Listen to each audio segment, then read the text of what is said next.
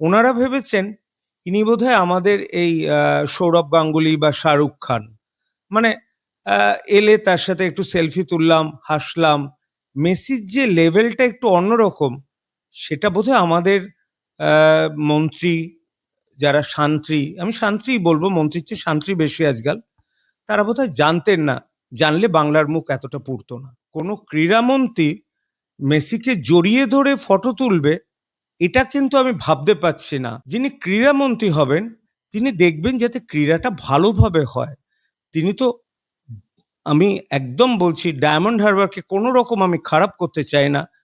Mohun Bagan versus diamond Harbour ক্লাবের সাথেই শুধুমাত্র তার কেন যোগাযোগ, সেই প্রশ্নটাও তো আমার আসে। ক্রীড়ামন্ত্রীর কোত্থেকে ডায়মন্ড হারবার ক্লাব এলো? আমরা তো জীবনে বাবা ডায়মন্ড হারবারের নাম শুনিনি। আমি ইস্টবেঙ্গলের সাপোর্টার, আমি ইস্টবেঙ্গলকে জানি। আমি খুব লাকি যে ইস্টবেঙ্গল এর মধ্যে জড়ায়নি। মোহনবাগান জড়িয়েছে, গোল্লায় গেছে ক্লাবটা। তার কারণ হচ্ছে বাংলার সমস্ত কিছু তো জলাঞ্জলি গেছেই, খেলার জগৎটা যেদিন থেকে তৃণমূলের হাতে গেছে সেটাও চলে গেছে। লিওনেল মেসির সম্পর্কে যা যা হয়েছে, এই ব্যাপারটা করলে সেদিনই স্যাক করা উচিত ছিল মুখ্যমন্ত্রীর সবাইকে। মেসিকে যে আনা যায় বা ভারতবর্ষে, শতদূর সেটা দেখিয়ে দিয়েছে। দায়টা তো প্রশাসনের, শতদূর এখানে দায় কিসের? এই সরকারকে একদমই বর্তমান শিক্ষিত প্রজন্ম পছন্দ করে না। এই সরকার বেঁচে আছে কিছু ভাতাপ্রাপ্ত লোকেদের উপর। ভাতাটা দরকার, কিন্তু সবসময় ভাতা দিয়ে মেরুদণ্ড বিকিয়ে রাখার যে প্রচেষ্টা, সেটা কিন্তু আমি তীব্র নিন্দা করব। সৌরভ আমাদের বাংলার একটা গৌরব ছিল এককালে, কিন্তু 13ই ডিসেম্বর বলবো একদম শহর কলকাতায় এলেন ফুটবলের রাজপুত্র লিওনেল মেসি। আমরা জানি দুর্গাপুজোর পর থেকেই একদম আমাদের বন্ধু বান্ধব বলুন বা মেসি অনুরাগী যারা ছিলেন, ফেসবুক, সোশ্যাল মিডিয়া সমস্ত, আপনি নিজেও দেখেছেন হয়তো, সমস্ত জায়গায় একটা আলোড়ন ছিল মেসি আসছে মেসি আসছে। তো বাস্তবে 13 তারিখ সকালের চিত্রটা ঠিক অন্যরকম ছিল। একদম যুবভারতীতে বিশৃঙ্খলা, মাঠে উড়ে এলো জলের বোতল। নির্ধারিত সময় 60 মিনিট টাইম থাকা সত্ত্বেও নির্ধারিত সময়ের আগেই মাঠ ছাড়লেন লিওনেল মেসি। ভোটের আগে, নির্বাচনের আগে মেসির সাথে ছবি তুলে খেলা হবে করতে গিয়েছিলেন সরকারের লোকেরা, নাকি এবার প্রতারিত দর্শকরাই খেলা দেখিয়ে দিল? কি বলবেন? এটা না বাঙালি হিসেবে খুব লজ্জা হয় যেভাবে বাংলার কালচার এগিয়ে চলেছে। আমরা বোধহয় মেসি কে এটা জানি না, আমার মনে হয় অ্যাডমিনিস্ট্রেশনের লোকেরা। মেসির অ্যাপিয়ারেন্স ফি শুধু ভারতবর্ষে আনার জন্য 1.2 to 1.5 বিলিয়ন মানে ডলার খরচ হয়েছে। একদম। অ্যাকচুয়ালি আমার মনে হয় আমাদের সংগঠকের কোনো, আমি বলবো না খামতি আছে, কারণ একজন মেসিকে আনার জন্য 1.2 to 1.5 বিলিয়ন কোটি মানে বিলিয়ন রুপিস মানে 150 কোটি টাকা খরচ হয়েছে তার। এবং 4 বছরের প্রচেষ্টায় উনি মেসিকে আনতে পেরেছেন আমাদের দেশে। এটা একটা ভালো খবর। কিন্তু একজন মেসির মতো ইন্টারন্যাশনাল একটা লেজেন্ডকে কিভাবে ডিল করতে হয় বর্তমান প্রশাসকরা কিন্তু জানেন না। এটাই হচ্ছে সবচেয়ে দুঃখের ব্যাপার। ওনারা ভেবেছেন ইনি বোধহয় আমাদের এই সৌরভ গাঙ্গুলি বা শাহরুখ খান। মানে এলে তার সাথে একটু সেলফি তুললাম, হাসলাম। মেসির যে লেভেলটা একটু অন্যরকম, সেটা বোধহয় আমাদের মন্ত্রী যারা শান্ত্রী, আমি শান্ত্রীই বলবো, মন্ত্রীর চেয়ে শান্ত্রী বেশি আজকাল, তারা বোধহয় জানতেন না। জানলে বাংলার মুখ এতটা পুড়তো না। আমি বলবো, আপনি বলছেন জানতেন না।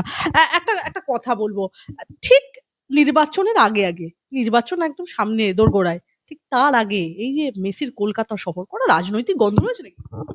কি জানি, যারা রাজনৈতিক গন্ধ পায় তারা গন্ধ পাক, কিন্তু আমি তো বলবো কলকাতার সাথে হায়দ্রাবাদ হয়েছে, মুম্বাই হয়েছে, ওখানে তো ইলেকশন নেই। এটা একটা ট্যুর ছিল যেটা একজন পার্সোনালি চেষ্টা করে মেসিকে এনেছে। কলকাতায় তার ফার্স্ট ভিজিট ছিল ডেফিনেটলি, কিন্তু হ্যাঁ, কিন্তু তার ডেফিনেটলি তারকে সামলানোর যে এবিলিটি কলকাতার অ্যাডমিনিস্ট্রেশন তথা বাংলার অ্যাডমিনিস্ট্রেশন নেই, সেটা বোধহয় যে এনেছিল তার জানা ছিল না। জানলে সে বোধহয় কলকাতায় আনতো না। কারণ কলকাতায় এনে কলকাতার শুধু মুখ পুরালো না, আমরা বন্ধুদের কাছে ভীষণ লজ্জিত হলাম কারণ কি, একটা ভারতবর্ষের খারাপ খবর বাইরের দেশে কিন্তু বড় করে ছাপে। ইনফ্যাক্ট 13 তারিখের পর 14 তারিখ সকালে আমি প্রথম ফোনটা পাই ইউএস থেকে। আমি দেখাতে পারি ছবিটা, যে ইউএস এর যে ছবিটা আমাকে আমার ইউএস এর বন্ধু বলল, এটা কি হয়েছে, আমাদের এখানে প্রত্যেকটা পত্রিকার হেডলাইনে কলকাতার ছবি, যে এরকম ছিছি করছে। সুদূর ওয়াশিংটন পোস্ট, আমি ইচ্ছে করলে যদি এটা তোলা যায়, আপনারা দেখতে পারলে দেখতে পারেন, এটা ওয়াশিংটন পোস্টের ছবি, যে ছবিতে পরিষ্কার দেখা যাচ্ছে যে কলকাতার গন্ডগোল। আমি এগিয়ে নিয়ে যাই, আরও একটা ভালো, দেখুন, দ্য নিউ ইয়র্ক টাইমস, সেখানেও কিন্তু কলকাতা তথা ভারতের, এটা তো শুধু কলকাতার না, কলকাতার মুখ পোড়া মানে কি, ভারতবর্ষকে নিচু করা। আর আমেরিকার পত্রিকা বা আমি গার্জিয়ানের যদি আমি বলি, সেইটাও আমাকে সে পাঠিয়ে দিয়েছিল তখন। তাহলে সেখানেও খারাপ খবরটাই যায়, ওরা কিন্তু ভালো খবর ছাপে না। ইন্ডিয়া কোথায় ভালো করলো সেটা ছাপবে না, ইন্ডিয়ার কোথায় খারাপ হলো সেটা ছাপবে। এবং আনফর্চুনেটলি আমায় কিন্তু, মানে আমি পরের দিন প্রথম খবরটা আমার ইউএস এর বন্ধুর কাছ থেকেই পাই। এটাই আমার সবচেয়ে খারাপ লাগছে। আপনি এক্ষুনি একটা কথা বললেন যে আ অতি অবশ্যই নির্দ্বিধায় শতদ্রু দত্তের এই যে ইনিশিয়েটিভ, এই যে কলকাতায় লিওনেল মেসিকে নিয়ে আসা, এটা আপনি বলছেন প্রশংসনীয় ডেফিনিটলি। তাহলে কি কোথাও গিয়ে শতদ্রু দত্তও প্রতারিত হলেন? তিনি কি ভাবতে পারেননি এরকমটা হয়ে যাবে? হাতের বাইরে চলে যাবে situation? 100 বার আমার মনে হয় শতদ্রু দত্তর আগে থেকে বোঝানো উচিত ছিল আমাদের সরকারের যারা, সরকার তো একটা একা তো কেউ চালায় না, সরকার একটা গোষ্ঠী নিয়ে চলে।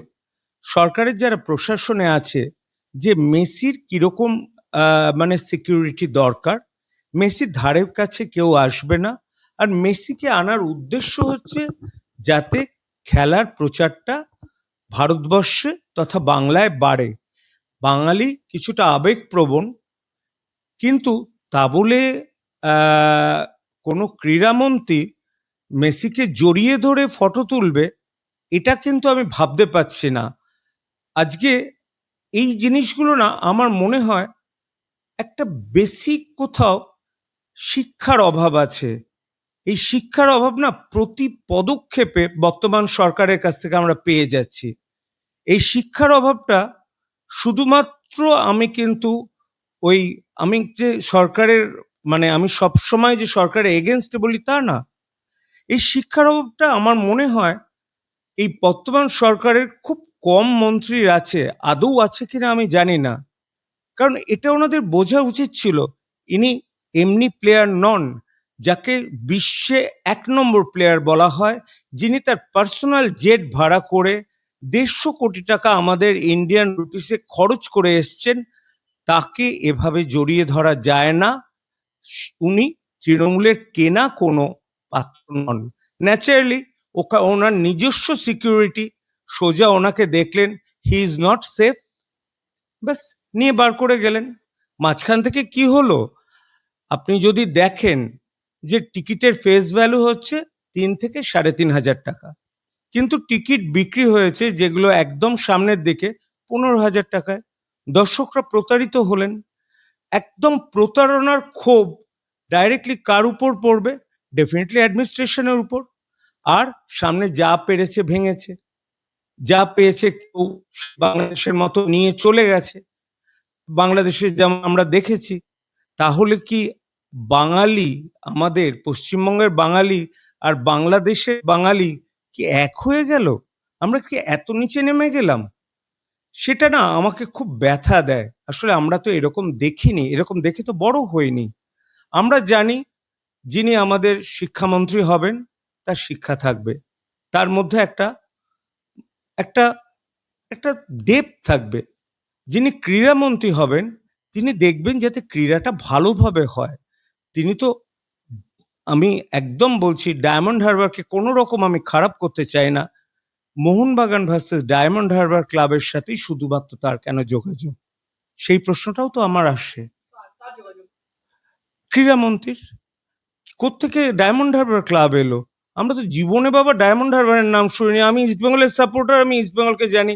আমি খুব লাকি যে ইস্টবেঙ্গল এর মধ্যে জড়ায়নি। মোহনবাগান জড়িয়েছে, গোল্লায় গেছে ক্লাবটা। তার কারণ হচ্ছে বাংলার সমস্ত কিছু তো জলাঞ্জলি গেছেই, খেলার জগৎটা যেদিন থেকে তৃণমূলের হাতে গেছে সেটাও চলে গেছে। কারণ একজনও বাঙালি প্লেয়ার ইস্টবেঙ্গল বা মোহনবাগানে নেই, এবং বাংলার সন্তোষ ট্রফিতে খেলে এরকম কোনো প্লেয়ার সেদিন ওখানে উপস্থিত ছিল না। আমরা কি বাইচুং ভুটিয়াকে ডাকতে পারতাম না? আসলে আমরা জানি না কি করে একটা ইন্টারন্যাশনাল ইভেন্ট ম্যানেজ করতে হয়। আমরা ক্লাব কালচারে বিশ্বাস করি, ইন্টারন্যাশনাল ইভেন্ট কালচারে বিশ্বাস করি না। স্যার, আমি আপনার কাছে একটা বিষয় জানতে চাইবো। আমাদের আলোচনা একদম খুব সরগরম হয়ে উঠেছে। সেদিনকে যখন একদম এই সমস্ত ইভেন্টটা একদম নির্ধারিত সময়ের আগেই একদম সম্পন্ন না, আমি বিপন্নই বলব। বিপন্ন যখন হলো, আপনি একটা কথা বললেন এক্ষুনি, যে মেসির যারা ব্যক্তিগত দেহরক্ষী ছিল, তারা কি স্যার তাহলে থ্রেট ফিল করলো? তাই কি মেসিকে বের করে দিল? ডেফিনেটলি।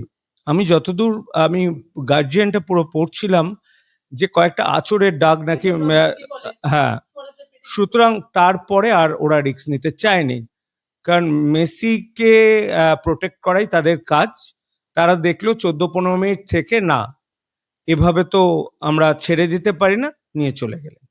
আপনি কি বলছেন? তাহলে আরো বেশিক্ষণ যদি মেসি ওখানে উপস্থিত থাকতো, তাহলে কি আরো বড় কোনো বিপদের আশঙ্কা থাকতো?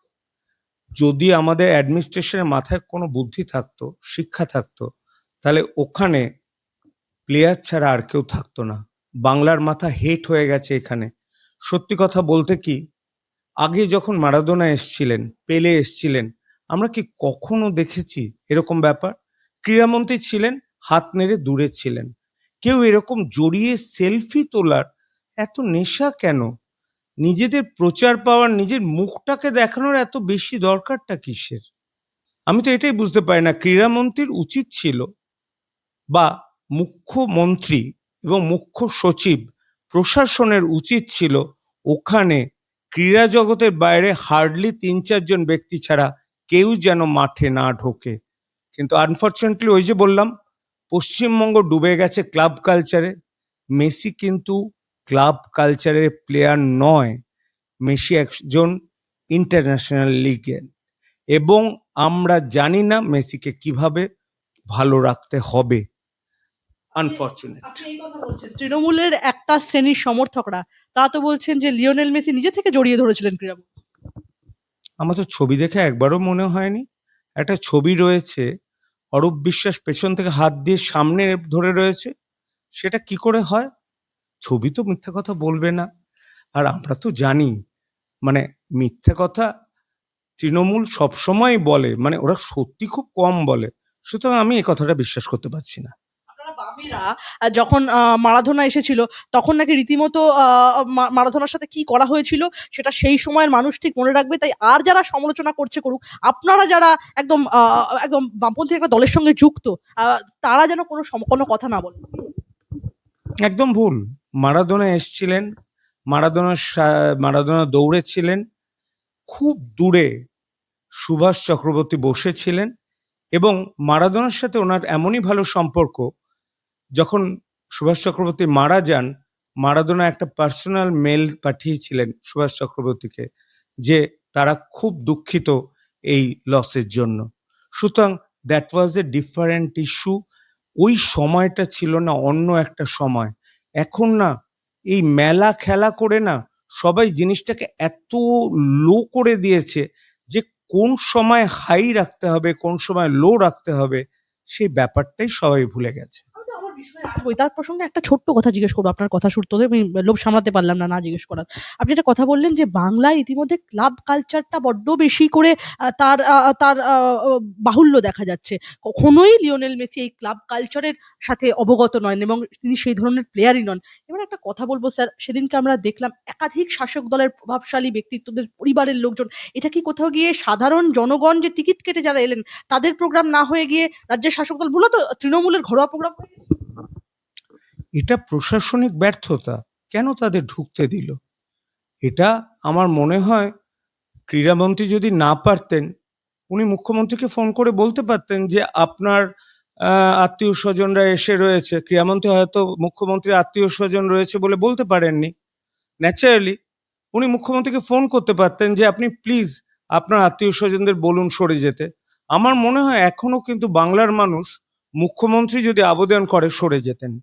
আমার মনে হয় মুখ্যমন্ত্রী অবগত ছিলেন না। আমি একটা কথা বলবো স্যার, আমরা গ্যালারির বাইরে যখন ভক্স পপুলি জনমত আমরা নিলাম, তখন গ্যালারির বাইরের সব দর্শককে বলতে শোনা গেল ১০০% টিকিটের দাম ফেরত দিতে হবে। ২, এই বিশৃঙ্খলার দায়ে ক্রীড়ামন্ত্রী অরূপ বিশ্বাস, সুজিত বসু এবং প্রধান আয়োজক অর্থাৎ শতদ্রু দত্তকে গ্রেপ্তার করতে হবে। আমি বলব ইতিমধ্যে শতদ্রু দত্ত গ্রেপ্তার হলেন। কিন্তু শতদ্রু দত্ত গ্রেপ্তার হওয়াতেই কি সমস্ত তদন্ত শেষ হয়ে গেল? না, একদমই না। আজকে দেখলাম অরূপ বিশ্বাসও পদত্যাগ করেছেন। তো তাতে কি লাভ হবে জানি না। কারণ আমরা এর আগেও আর.জি. কর কাণ্ডে খুবই দেখেছি পদত্যাগপত্র এবং পদত্যাগপত্র গৃহীত হওয়ার মধ্যে অনেক কিছু তফাৎ।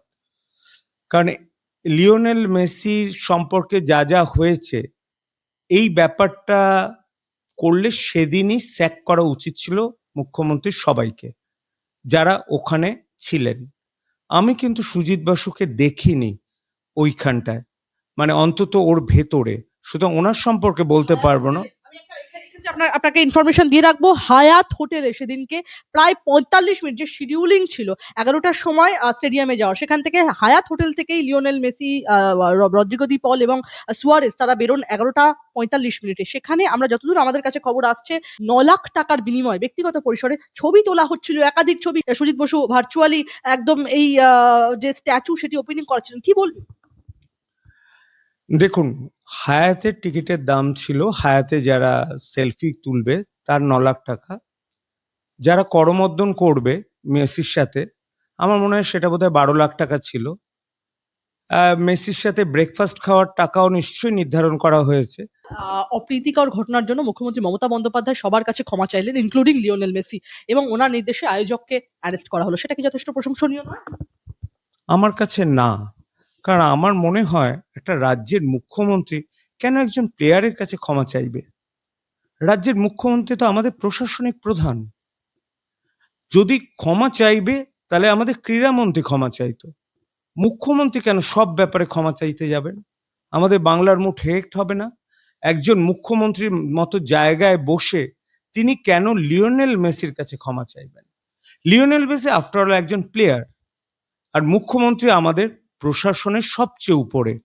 বাংলার যদি আমরা গদিটাকে বলি, আমি কোনো মুখ বলতে চাই না, সুতরাং বাংলার গদি যার কাছে আছে, আমরা কিন্তু ব্যক্তিকে আমরা সম্মান দিচ্ছি না, বাংলার যিনি মুখ্যমন্ত্রী তার গদির কিন্তু লিওনেল মেসির কাছে ক্ষমা চেয়ে বাংলার মুখ হেট করাই হলো। এখানে ক্ষমা চাওয়া উচিত ছিল অর্গানাইজিং কমিটি এবং ক্রীড়ামন্ত্রীর।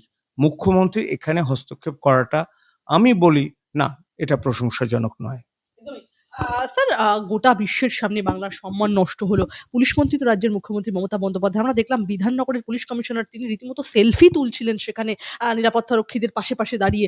এর দায় কি মুখ্যমন্ত্রীর নয়? মুখ্যমন্ত্রীর পদত্যাগ চাইছেন অনেকে। কি বলবেন? আসলে শুধু মুখ্যমন্ত্রীর পদত্যাগ চেয়ে কি হবে? প্রশাসন এবং দল যখন এক হয়ে যায় এবং পুলিশ যখন দলদাসে পরিণত হয় এবং সেই পুলিশের যখন কোনো ক্ষমতা না দেওয়া থাকে, তাহলে পুলিশের নিজস্ব রিফ্লেক্সটা চলে যাবে। একই সাথে মুম্বাই পুলিশকে দেখুন, ঠিক উল্টো দিকে তাকিয়ে দর্শকদের সামলাচ্ছে। আর আমাদের এখানে পুলিশকে দেখুন, হামলে পড়ে মেসিকে দেখছে। এরকম আধেকলাপনা আমরা বোধহয় বাঙালি জাতি বলেই পারি। আর পুলিশের গৌরব অনেক দিন চলে গেছে। পুলিশ এখন অ্যাডমিনিস্ট্রেশনের ভিত্ত। তার কারণ কিচ্ছু না, কালকে যদি আপনি পুলিশের কোনো অফিসার এগেনস্ট মুখ্যমন্ত্রী বা আমাদের শাসক দলের কোনো সাধারণ নেতার এগেনস্টে বলে, তাকে দূরে ট্রান্সফার করা হবে। পুলিশকে তার কাজ করতে দিন। তার কাজ না করলে কি হয় আমরা বিভিন্ন জায়গায় দেখতে পাচ্ছি। পুলিশকে দলদাসে পরিণত করার মতো ভুল আর যেন কেউ না করে।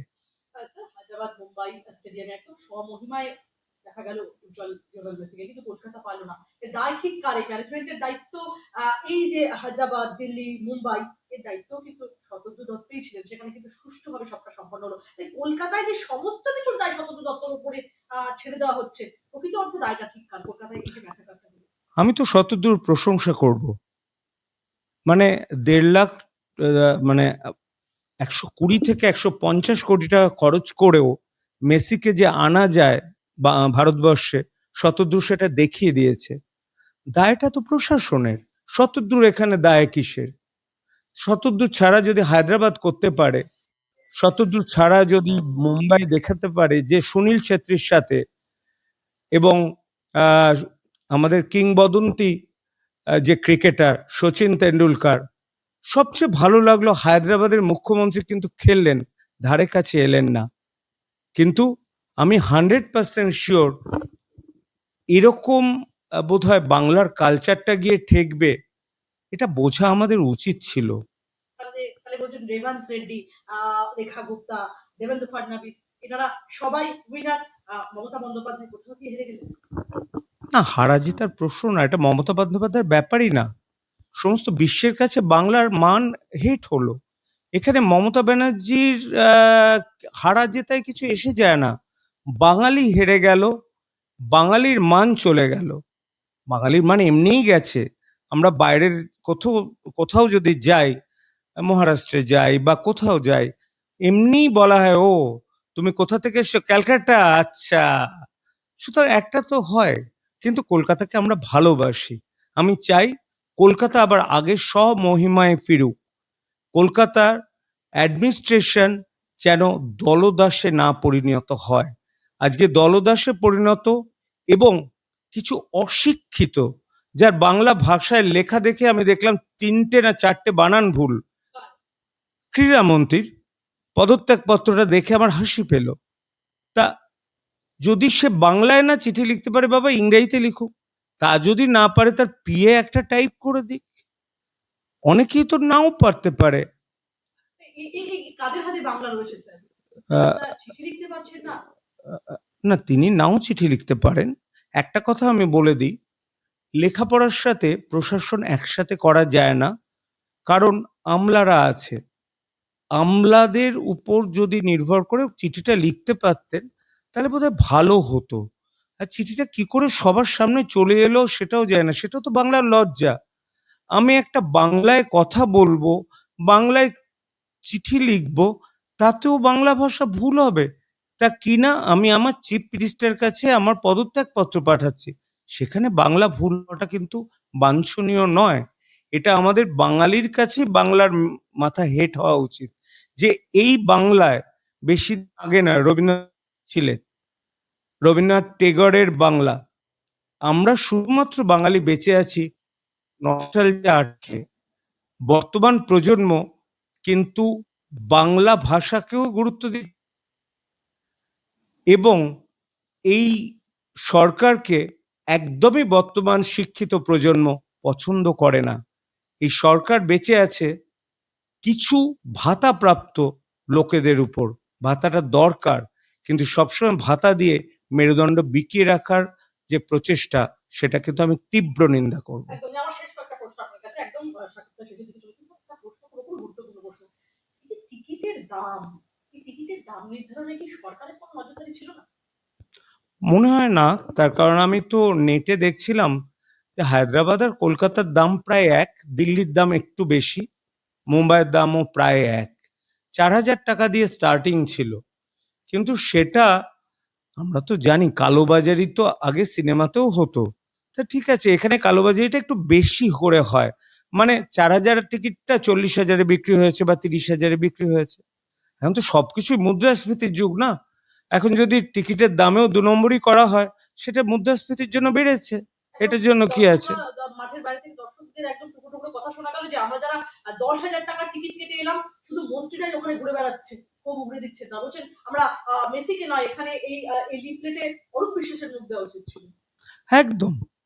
আপনারও যদি 10,000 টাকা গচ্ছা যেত, আর এত পরিশ্রমের পর দেখতে পেলেন না যাকে দেখার জন্য ছুটে এসেছিলেন, তার বদলে যার মুখটা রোজই দেখতে পান টলিউডের বিভিন্ন অভিনেত্রীর সাথে, তাকে দেখা কি ঠিক? আসলে বললাম তো, ওই ক্লাব কালচার থেকে ওয়েস্ট বেঙ্গলের কালচারটাকে বার করতে হবে। ওয়েস্ট বেঙ্গলকে আগের গরিমায় ফিরিয়ে আনতে হবে।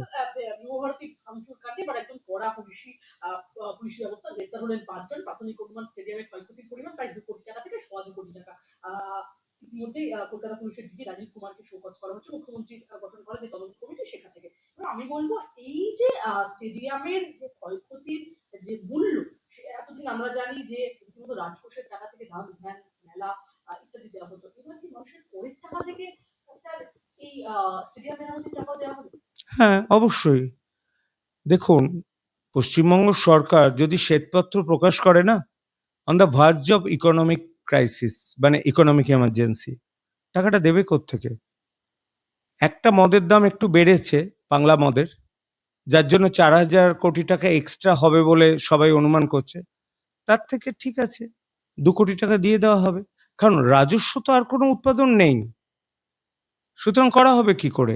স্যার একদম আমরা দেখলাম যে খেলার মাঠে যেখানে জলের বোতল দিয়ে প্রবেশ নিষিদ্ধ, আর সেখানে 20 টাকার জলের বোতল 200 টাকায় বিক্রি হচ্ছে, 10 টাকার চিপস 100 টাকায়, কি চলছে? এটা তো বললাম সার্বিক প্রশাসনিক ফেলিওর, এর বাইরে আমি কিছু বলতে পারি না। যেখানে আমরা যুবভারতীতে মোহনবাগান ইস্টবেঙ্গল খেলা দেখতে গেলে পাউচ নিয়েও ঢোকাও যায় না, সেখানে আমরা জলের বোতল অনায়াসে মেসির ঘাড়ে কেউ মারতে পারতো। তখন সেই দায়টা কোথায় যেত জানেন? ইন্ডিয়া কিন্তু ফিফা থেকে টোটালি ব্যান্ড হয়ে যেত ফর ফিউ ইয়ার্স। সুতরাং কিবাচা যে বেঁচে গেছে ইন্ডিয়া এই বাংলার লজ্জার চেয়েও, সেটা দেখে আমি কিন্তু শিহরিত হচ্ছি। মাঝপথ থেকেই একদম 13 তারিখ ফিরে গেলেন মুখ্যমন্ত্রী মমতা বন্দ্যোপাধ্যায় এবং যুবভারতীর দিকেই আসছিলেন মুখ্যমন্ত্রী, মেট্রোপলিটন পর্যন্ত পৌঁছেও গিয়েছিলেন, কিন্তু বিশৃঙ্খলার খবর পেয়েই তিনি মাঝপথ থেকে ফিরে গেলেন। অঙ্কটা ঠিক? কিচ্ছু না, উনি এলে গো ব্যাক মমতা ব্যানার্জি শুনতেন। কারণ পাবলিক ক্ষেপে আছে, তখন কারোর কথা পাবলিক শুনতো না। উনি যদি আরো আগে আসতেন, প্রথম থেকে ব্যাপারটা দেখাশোনা করতেন, বা তার আগের দিন উনি মানে অরূপ বিশ্বাসকে বলতে পারতেন, বা যারা যারা ওখানে আছে, যে তোমরা এইভাবে করো, প্রোটোকলটা ঠিক মতো মেনো, যাতে কোথাও কোনো দেরি না হয়। উনি আমাদের রেসপেক্টেড একজন গেস্ট, ইন্টারন্যাশনাল গেস্ট, তাকে কিভাবে আমাদের রাখতে হয় সেটা তোমরা দেখো। আমার মনে হয় না কোনো ক্রীড়ামন্ত্রী, কেন কারোর কোনো উপায় ছিল না। আসলে মুখ্যমন্ত্রীর হাতে না বড্ড কাজ। একদিকে দেখুন স্বরাষ্ট্র মন্ত্রক, একদিকে দেখুন অর্থমন্ত্রক, আজকে থেকে ক্রীড়া দপ্তরটাও ক্রীড়া দপ্তর, ওদিকে পুলিশ মন্ত্রী। আচ্ছা বলুন তো, উনি তো একজন মানুষ, পারবেন কি করে? আমরা সবসময় বলি ডিভাইড করে দিন কাজ। আমি নিজের ক্ষেত্রেও বলবো যে ডিভাইড করুন, ভালো কাজ পাবেন। You'll B a good leader. নিজে পার্সোনালি মেগালোম্যানিক হবেন না, ভালো থাকবেন। সবার মধ্যে কাজ ভেঙে বাটোয়ারা করলে কাজটা অনেক ভালো পাওয়া যায়। মেগালোম্যানিয়াক হয়ে যাচ্ছে। আমার মনে হয় একা যদি সব নিজের হাতে রাখেন, তাহলে আমি এর বাইরে কি বলবো। আচ্ছা, আমার শেষ প্রশ্ন আপনার কাছে। শতদু দত্ত হচ্ছে বোকা, মিডলম্যান, পেছনে রয়েছে সৌরভ গাঙ্গুলি, বিস্ফোরক আর্জেন্টিনা ফ্যান ক্লাবের উদ্যোক্তা উত্তম সিংহ, কি বলবেন? কোনো আইডিয়া নেই। শতদুর সাথে একাধিক ছবি হয়েছিল। আহ, থাকতে পারে, ছবি কিছু মেন করে না। আফটার অল সৌরভ আমাদের বাংলার একটা গৌরব ছিল এককালে, কিন্তু আনফর্চুনেটলি বেশ কিছু ওর বিহেভিয়ার আজকাল কিন্তু বাংলার লোক কিন্তু সৌরভকে খুব একটা পছন্দ করে না। আমাদের আইকন কিন্তু সচিন। সচিন যেমন মহারাষ্ট্রের আইকন, ভারতের আইকন, একদম। সৌরভ কিন্তু বাংলার আর আইকন নেই। সৌরভ একজন ইন্ডাস্ট্রিয়ালিস্ট। স্যার আমার একদম শেষে একটা ছোট্ট প্রশ্ন, এই যে অরূপ বিশ্বাসের এই অব্যাহতি চাওয়া এবং এই যে পদত্যাগ ক্রীড়ামন্ত্রী হিসেবে, এটা কি নতুন নাটক? দেখা যাক, নাটক বলেই তো মনে হচ্ছে। এই সবে ভোট আসছে, এখন এই নাটকগুলো না করলে মানুষ সিম্প্যাথি দেখাবে কি করে? শুধু তো এভাবে তো সিম্প্যাথি পাওয়া যায় না।